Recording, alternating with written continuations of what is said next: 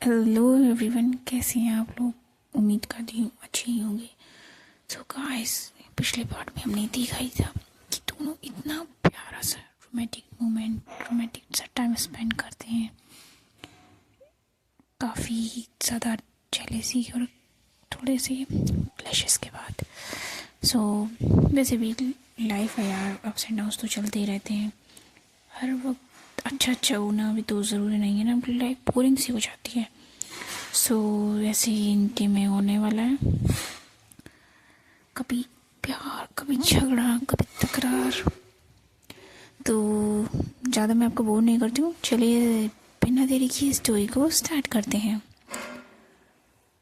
आज की हमारी स्टोरी में बहुत ही ज़्यादा प्यारा सा रोमांस होने वाला है। सो चलिए स्टार्ट करते हैं। प्यार कभी कभी एक मोमेंट में नहीं बदलता, वो धीरे धीरे ट्रस्ट, टच और साइलेंस में ग्रो करता है। और आज की रात वो दोनों उस लेवल पर थी जहाँ वर्ड्स की जरूरत कम और एहसास ज़्यादा था। रूम में लाइट्स डिम थी, विंडो से हल्की हवा आ रही थी। आज न कोई चलती थी न कोई डर। काव्या बेड के कोने पर बैठी थी, आयशा उसके पास खड़ी थी। दोनों के बीच में एक साइलेंट अंडरस्टैंडिंग थी। आज हम और क्लोज होने वाले हैं। आयशा धीरे से उसके पास आई और बिना कुछ बोले उसका हाथ अपने हाथ में ले लिया। इस बार टच और धीरे धीरे डिस्टेंस अपने आप खत्म हो गया। काव्या ने हल्का सा लीन किया, आयशा ने उसे अपनी तरफ खींच लिया। अब वो दोनों एक दूसरे के बहुत करीब थी। रूम में साइलेंस था, पर अनकंफर्टेबल नहीं थे दोनों। वो साइलेंस था कंफर्टेबल, कंफर्ट वाला। आयशा ने धीरे से उसके बालों को साइड किया। उसकी उंगलियां काव्या के चीक्स को हल्का सा छू गई। काव्या ने अपनी आंखें बंद कर ली, जैसे उस टच में वो आयशा को फील कर रही हो। आयशा ने विस्पर किया, मैं तुम्हें हर्ट नहीं करना चाहती। काव्या ने धीरे से जवाब दिया, मुझे तुमसे हर्ट होने से डर नहीं लगता। आयशा की आंखों में सॉफ्टनेस आ गई। फिर काव्या ने हल्की सी स्माइल के साथ कहा, मुझे डर तुम्हें खोने से लगता है। आयशा ने उसे अपनी तरफ खींच लिया। इस बार पकड़ थोड़ी और स्ट्रॉन्ग थी, जैसे वो उसे पूरी तरह अपने पास महसूस करना चाहती हो। काव्या ने भी बिना किसी रेजिस्टेंस के खुद को उसके करीब कर लिया। उसका सर धीरे से आयशा के शोल्डर्स पर टिक गया। आयशा का हाथ उसकी बैक पर धीरे धीरे मूव कर रहा था, सॉफ्ट, काम। काव्या ने अपनी आंखें बंद कर ली और कहा, यहाँ सबसे ज्यादा सुकून मिलता है मुझे। ऐसा लगता है मेरी दुनिया बस यही है। आयशा ने उसके बालों में हाथ फेरते हुए जवाब दिया, क्योंकि तुम मेरे पास हो, मेरा सुकून, मेरी दुनिया। जब मैं तुम्हारे साथ होती हूँ तो सबसे ज्यादा खुश होती हूँ। कुछ सेकंड्स तक दोनों बस शांत रही। काव्या ने धीरे से ऊपर देखा, दोनों की आंखें मिली। इस बार नजरों से फीलिंग्स बाहर आ रही थी। आयशा ने बहुत सॉफ्टली काव्या का फेस होल्ड किया और कहा, तुम्हें पता है मैं तुम्हें इतना क्यों फील करती हूँ। काव्या ने हल्का सा सिर हिलाया। नहीं, आयशा ने बहुत प्यार से कहा, क्योंकि तुम सिर्फ मेरी लाइफ का पार्ट नहीं हो, तुम मेरी पूरी दुनिया हो। काव्या की सांसें थोड़ी हैवी हो गई।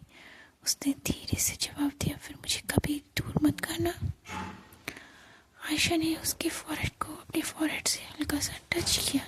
दोनों ने आंखें बंद कर ली। जैसे मोमेंट में इतनी क्लोजनेस थी कि वर्ड्स की ज़रूरत ही नहीं थी। काफे ने धीरे से उसके हाथ को और टाइट पकड़ लिया।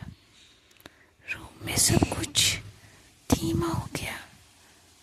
क्लॉक, हवा, उनकी हार्ट बीट, सब कुछ, जैसे हर चीज़ स्लो मोशन में रुक सी गई हो।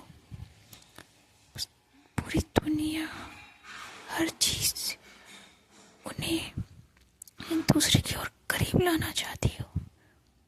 आयशा ने सॉफ्टली कहा, मैं तुम्हें फील करना चाहती हूँ, हर मोमेंट में, हर सेकंड में। काव्या ने अपनी आंखें बंद करते हुए जवाब दिया, मैं ऑलरेडी तुम्हारी हूँ, सिर्फ और सिर्फ तुम्हारी। आयशा ने उसे बहुत प्यार से अपने पास खींचकर अपनी बाहों में भर लिया। काव्या ने अपना फेस उसके चेस्ट में छुपा लिया। दोनों कुछ देर वैसी ही रही, बिना कुछ बोले, बस एक दूसरे को फील करती रही, जैसे वो चाहती ही नहीं हो कि उनका ये मोमेंट कभी खत्म हो। उस रात न किसी ने जल्दबाजी की, न किसी ने कुछ फोर्स किया, बस धीरे धीरे दोनों एक दूसरे की ओर करीब आ गए। इतना करीब कि अब उनके बीच कोई दूरी बची ही नहीं थी।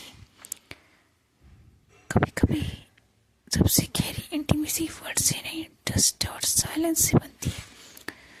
सो गाइस, आप लोग की लाइफ में भी कोई ना कोई ऐसा इंसान तो होगा ही जिसके साथ आपको भी क्लोज आने का, उसके साथ टाइम स्पेंड करने का, उसे टच करने का, उसे फील करने का मन करता हो।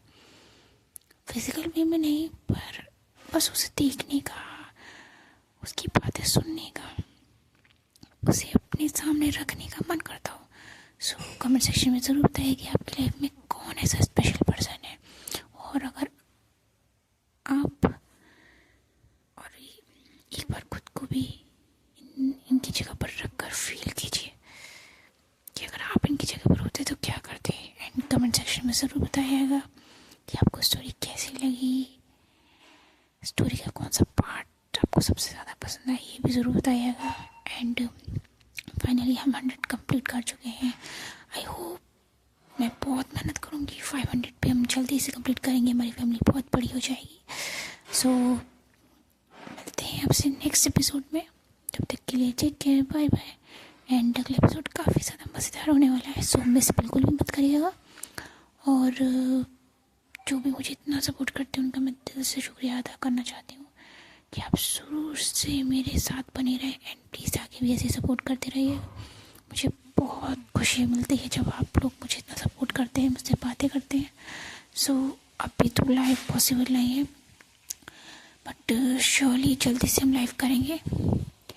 एंड अपने और अपनी फैमिली का ध्यान रखिएगा। वैसे अगर आप आपकी कोई स्टोरी हो जो आप चाहते हो कि मैं उसे सुनाऊं, तो प्लीज़ मुझे ज़रूर से मैसेज कीजिएगा, मैं आपकी स्टोरी ज़रूर सुनाऊंगी। हर किसी की एक स्टोरी होती है जो वो चाहता है कि दुनिया के सामने है, क्योंकि हर किसी की बस की बात नहीं होती इतनी हिम्मत करके अपने प्यार को चुनना। सो चलिए मिलते हैं आपसे नेक्स्ट एपिसोड में, तब तक के लिए अपनी फैमिली और अपना ध्यान रखिएगा। Take care, bye bye, good night.